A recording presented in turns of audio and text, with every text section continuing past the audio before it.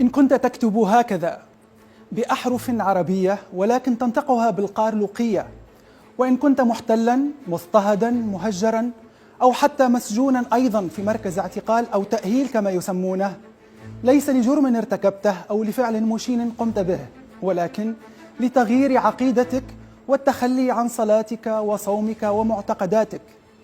إن كنت كل هذا وأكثر فأنت حتما إيغوري. أما إن لم تكن إيغوريا مثلي وتريد فهم أصل الحكاية مثلي، فرافقني نبحر نحو أراضيهم ونعود في أزمنتهم البعيدة لنفهم بداية حكاياتهم وأصل قصتهم. كل هذا معي أنا أمين الدزيري عبر كبسولة الزمن. تابعونا.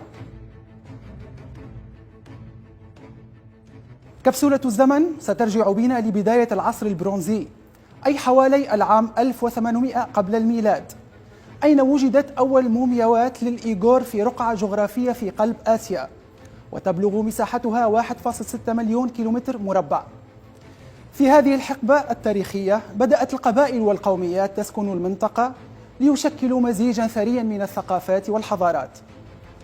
الدراسات أثبتت أن الإيغور خليط من الأعراق، فبحسب الدراسة يمتلك الإيغور حوالي 60% من الجينات ذات أصول أوروبية أو جنوب غرب آسيوية، وحوالي 40% من أصول شرق آسيوية. الأطماع في السيطرة على المنطقة بدأت منذ القدم. موقعها الاستراتيجي وتموقعها في طريق الحرير القديم جعل من السيطرة عليها يعد مكسبا عظيما. خضعت المنطقة لاحقا لسيطرة العديد من الحضارات تاريخيا، بما في ذلك الصين والمغول والتبت وغيرها من الحضارات القديمة في المنطقة.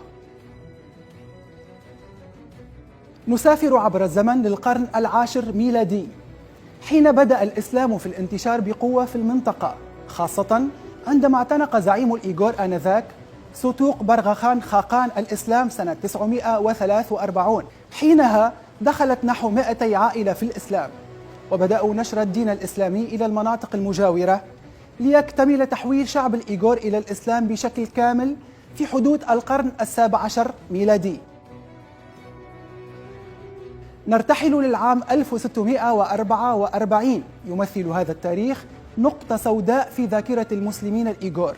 في هذا التاريخ استلمت آخر الممالك الصينية الحكم، وهي مملكة تشينغ، حين حكمت من 1644 حتى سنة 1912، لتبدأ فصول معاناة الإيغور مع هذه المملكة الحاكمة. دخلت الصين الإقليم في البداية بطلب من مسلمي الإيغور لمواجهة المغول الذين دأبوا العبث بالمنطقة، لينقلب السحر على الساحر.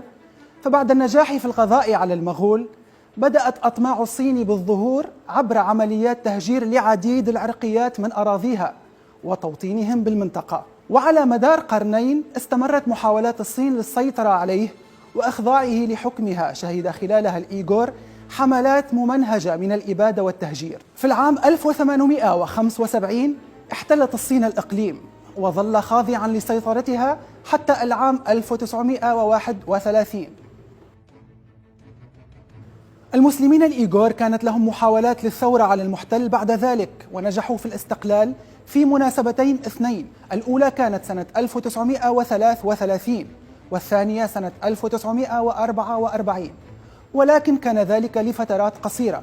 وباعتبار أن البلاء لا يأتي فرادى، تحالف صيني روسي بقيادة الزعيم السوفيتي حينها جوزيف ستالين قضى فيه على جميع محاولات استقلالهم، وانتهت بحملات تطهير عرقي ومقتل ما يقرب على 10,000 مسلم.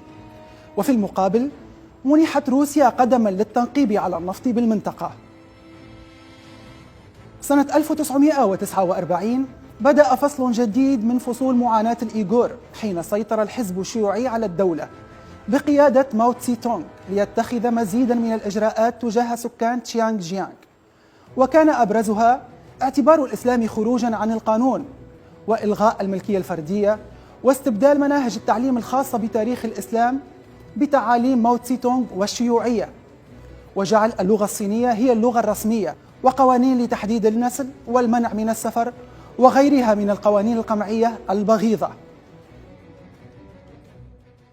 لم يستسلم الإيغوريون، واستمر الكر والفر لسنوات وسنوات مع الحكومة الصينية التي لم تدخر جهدا للتضييق عليهم في محاولات مستمرة تخللتها عمليات إعدام لناشطين وسياسيين ومساجين، ورقابة صارمة لكل عائلة إيغورية مسلمة، وغيرها من الممارسات القمعية في حقهم، لتنفجر قضية معسكرات إعادة التعليم في شيانغ جيانغ سنة 2017، حين وثق وجود نحو 500 معسكر وسجن تديرهم الصين لاحتجاز أفراد هذه العرقية المسلمة، ومليوني شخص على الأقل محتجزون في هذه المعتقلات يتم إجبارهم فيها على التخلي عن ديانتهم والقسم بالولاء للحزب الشيوعي الصيني، أو بمعنى أصح القضاء على هوية وثقافة شعب بأكمله.